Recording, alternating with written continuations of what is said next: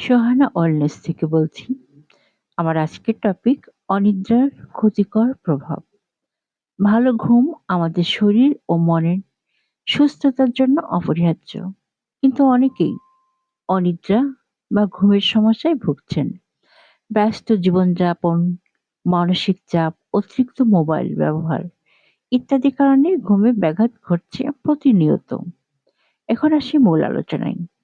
অনিদ্রা শুধু ক্লান্তি বা মেজাজ খারাপই করে না, এটি ধীরে ধীরে শরীর ও মনের উপর গভীর নেতিবাচক প্রভাব ফেলে।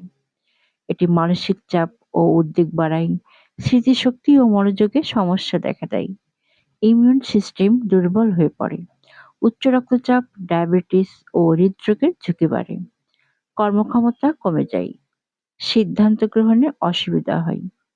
দীর্ঘমেয়াদী অনিদ্রা অনেক ডিপ্রেশন বা মানসিক রোগের কারণ হয়ে দাঁড়ায় অনেক সময়।